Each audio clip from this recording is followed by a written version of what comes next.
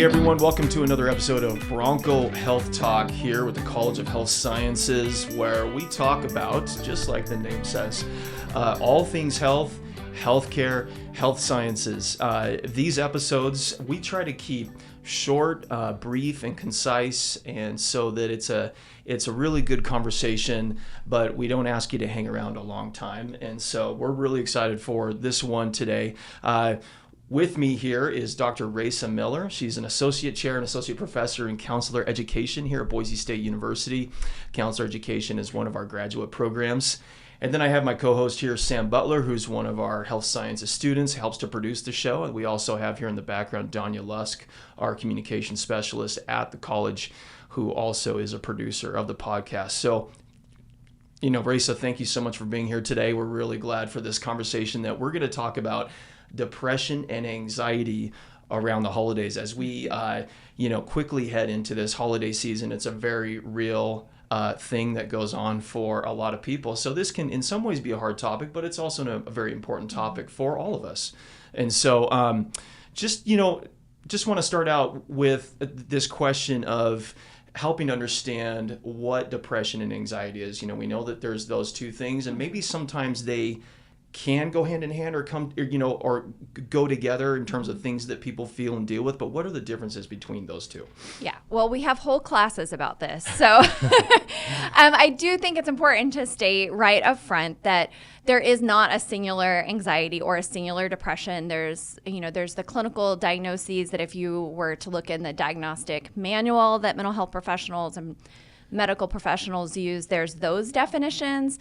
And then I think when you talk about the holidays and experiences in the holidays, a lot of times it is some of those symptoms, and it may or may not meet the full criteria of the diagnosis. So we'll kind of talk across both of those if that's okay, but I just want to let listeners know that especially if any of the symptoms that we mention or talk about are interfering with normal life functioning to a persistent degree, more than a bad day, more than a bad week, if it persists for a couple weeks and is interrupting your life functioning, that is time to seek care from a mental health professional.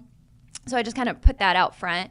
But other less clinical experiences that are still very real and hard, when we think about depression, just that sense of sadness, hopelessness, maybe not enjoying the same activities you used to enjoy, maybe sleeping too much, sleeping too little, eating too much, eating too little, those kind of groups of symptoms. And again, most people don't experience all of them at once, but some variety of them. And at its severity, thoughts of suicide. And again, that goes back to when to seek care from a mental health professional. Anxiety is more the worry emotion, so worried about future events, the overthinking them. It can also accompany a lot of what we call somatic symptoms, so increased heart rate, muscle tension, just breathing rapidly, stomach aches, and then mood, like some irritability. A lot of times people recognize irritability as a symptom for both anxiety and depression. They do interrelate. I think a lot of times our system revs up with anxiety and then it burns out into depression. So those can certainly coexist.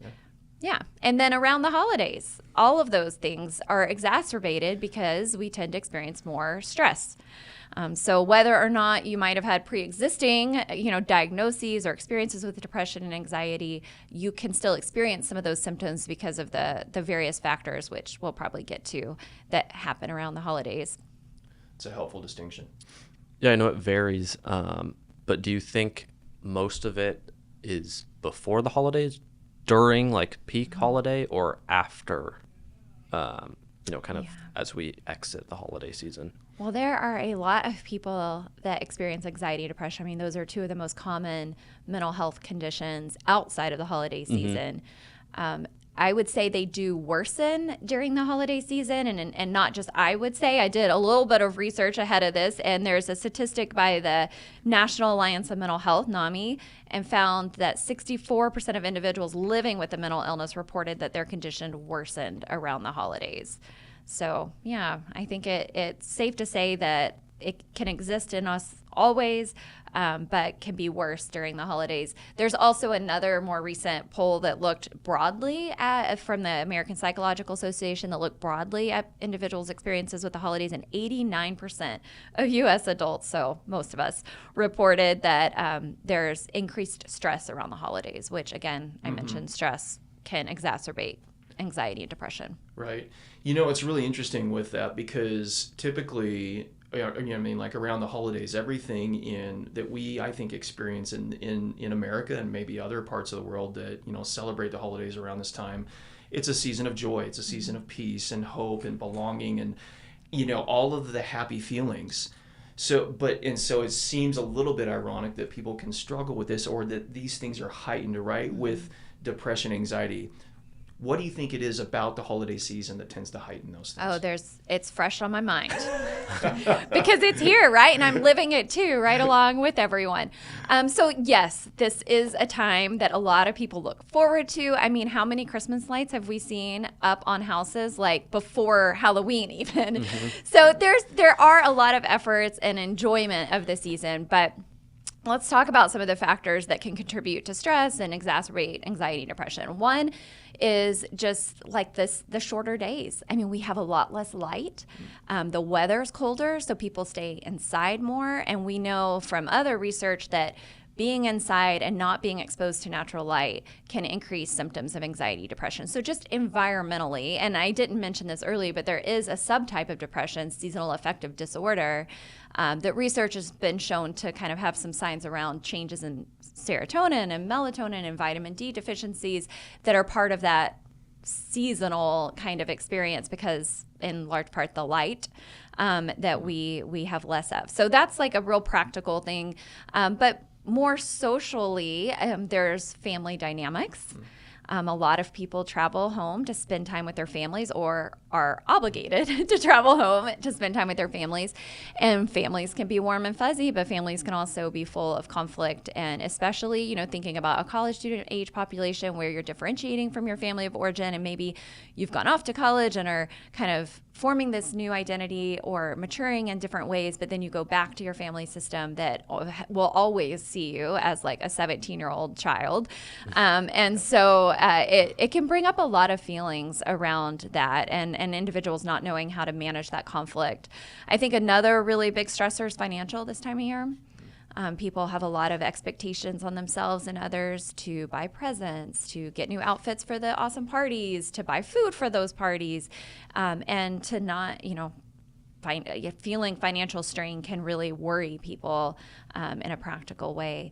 Another big one is grief and loss. The holidays tend to be a time where when we've lost loved ones that we feel that loss even bigger. Maybe some of the traditions we used to do with them or things we used to do, memories will come up. Or even if we haven't lost someone, sometimes we just can't be with our loved ones because they live across the country. And back to finances, we can't afford to get there. And so feeling lonely, and feeling isolated from our family. I'm sure and in fact, I do have a list that I can glance at and kind of make sure I've covered them. Oh, I guess the last piece worth mentioning is just the unmet expectation. There's a lot of cultural narratives around what the holidays should be. I mean, you've seen the Hallmark movies, right? Mm-hmm. If we're not drinking hot cocoa by the fire while trimming the tree and having sugar cookies and then throwing snowballs with somebody that we are falling in love with, then we are not doing the holidays right.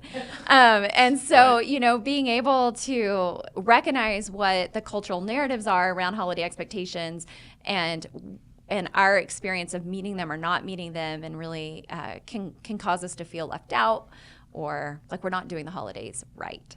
So those are a few, I think, of the top reasons why this time of year is a little extra. Yeah, I think that's important. I was kind of thinking about that expectation factor as well, and I just, like the older I get and the more that I'm with my family, I'm sensing those expectations and then and sometimes, maybe oftentimes the letdown, because we had certain expectations about certain things or the way we want the family to be together, and then there's conflict or things like that. You're just like, oh my gosh, what's going on? Yeah, and it somehow feels extra disappointing when things don't meet those expectations this time of year. Right. Yeah. Yeah, Derek, you bring up a good point also. you kind of mentioned some of the lead up to the cause of depression and anxiety in the holidays. And then there's also some that are more sudden, kind of like that letdown type event. Do you think most of it stems from kind of prior symptoms that have led up and are just like culminating around the holidays, or more the sudden like cause? I would say more times than not, it's that these are things that are happening in a person's life and the holidays bring them to the surface. Right. Not that there can't be sudden, but the reality, I mean, most of us know that things that are going to feel a little more stressful or disappointing or discouraging. I mean, we've lived holiday after holiday after holiday. And so if it feels like a surprise, it probably shouldn't, because if you reflect on years past, oftentimes you'll see that these patterns continue to emerge. Yeah. Do you think there's a particular age range affected most by depression or anxiety during the holidays, or is it across the board? Yeah, it does seem to be across the board, but in different ways. So thinking about the factors that we just went over, research has shown that young adults in particular tend to be impacted most by the family and social dynamics and the financial stressors that can come up during the holidays, whereas older adults tend to be more isolated, have mobility issues that limit their ability to engage in some of the holiday events, and they're the most likely to be impacted by like grief and loss during the holiday season. And then other ages and stages, you mentioned like your family and parenting, that can be a rather stressful time, as you try to create those magical memories for everyone that you love, and then take on often other responsibilities at work and in other life. So I think it's across the lifespan, but often in different ways. Okay. Yeah, that's interesting. Yeah. What are some things, and I know this won't be an exhaustive list, but to help combat some or as much as you can, depression, anxiety, kind of any of the feelings that come with during holidays. Yeah. That's good, right? Here we've just spent a few minutes detailing how difficult this time of year can be. Yeah. But it's not hopeless. All is not lost, right? Like there are things that individuals can do both before and during the holiday season to try to cope with and or ward off some anxiety and depression experiences. The first and most important thing, and this is going to be a giveaway that I'm a counselor, is you need to be aware of what you're feeling. Like acknowledging that I'm having an experience of feeling sad or feeling overly worried. It's very important to just recognize and acknowledge versus avoid. And that's what a lot of people tend to do, is like avoid, ignore, distract, or use what we call auto-regulation, like use substances or other kind of compulsive behaviors to detract from the feelings that they may not even be aware they're having. They just know they feel uncomfortable or they don't like what's going on for them, and so they seek to feel temporarily better, but obviously often create more problems in return. So there's an acronym that individuals can look up if they want to kind of get a way to manage those emotions. We call it RAIN, and it stands for recognize, acknowledge or accept, investigate, which is just looking at like, what am I feeling, and kind of having curiosity without judgment. And then the N is nurture. So what do you need? What do you need right now? What's within your control to do to support yourself? So that's just kind of around the initial emotions of it. But a couple other practical strategies is one, move. Like this is, a health sciences podcast, so it's not going to be a surprise to anyone in this audience that being active helps our emotional state.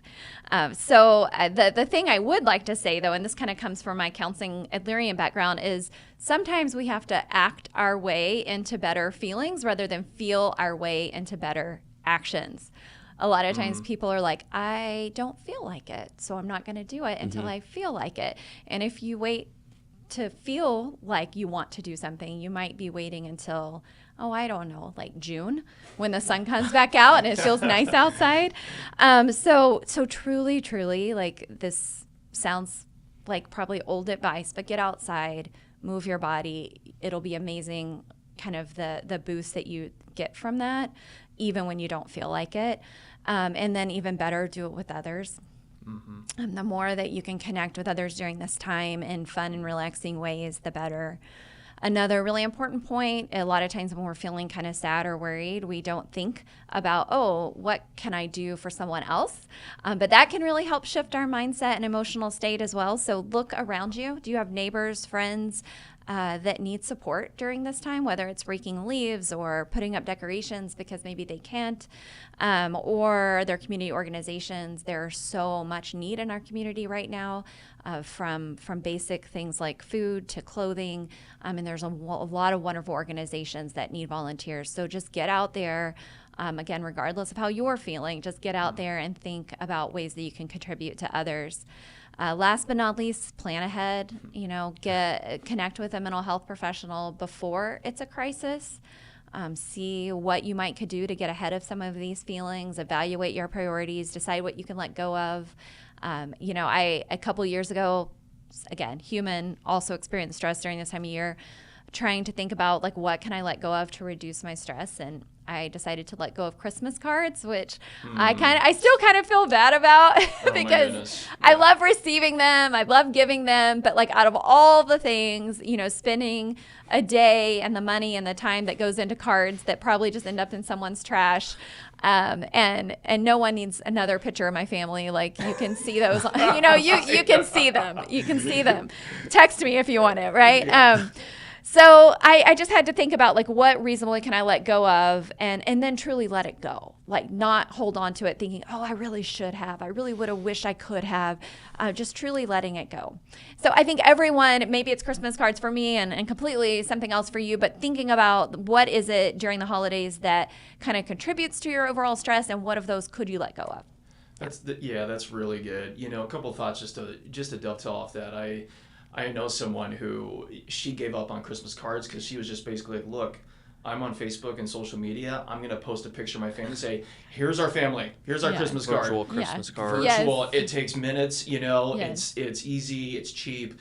And I think that it just feels like there's these obligatory things that we sort of feel like we have to do at times during the holidays that maybe if this is stressing me out, I should just let go of a couple of these things. And it doesn't have to be forever. I have this quote in my office because I need reminding of it often, but I can do anything, but I can't do everything. Right. And not everything now, right? Maybe I can't do Christmas cards at this phase of my life, but I bet there's a time in my life where things are slower and I can pick that tradition up again and make it meaningful for me. And I think that goes for the range of activities you might envision yourself doing or want to do during the holidays.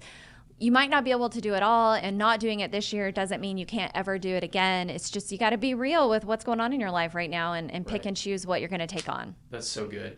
Yeah. And another thing you said too that got me thinking was when you talked about spend some time out with people giving or serving, giving of yourself. That's something I've heard before, that if you're feeling down or you're feeling depressed, go do something bake, especially around the holidays, bake some cookies, take them to your neighbor and surprise them. Something like that, because there's just that natural thing in us that it feels good to give, right? And even if we're even if we're in a place where man, I don't know if I can, I'm feeling down, I'm feeling depressed or whatever, I'm feeling anxious, but it does feel good to give and to see the smile on someone's face. It does, yeah. And if you can engage in that service to others with others, I think that gives it a double boost because, we are social creatures. Even us, I'm an introvert. I can appreciate some solitude, but I also can't deny that, spending a little bit of time doing something for others with others it gives me a boost. Maybe I need to go in my closet and read a book afterwards to recharge. Again, an introvert here, but you're right. There's something very human about that need and the benefits we get from it. It's so good. Well, Raissa, thank you so much for this conversation. It's very important, and it's a significant thing around the holidays, and I'm glad that we could spend some time talking with you about it and your expertise and all of that. So absolutely. I mean, I love that we're normalizing it. I think that's part of what can make us feel really terrible too, is that sense of I must be the only one that can't enjoy this joyous, wonderful time of year. No, you're not the only one. You're probably in the majority, and let's figure out how to acknowledge that and to support that, but maybe also do some things to reduce that. So thanks for having me. Absolutely. All right, thank you all for listening to another episode of Bronco Health Talk.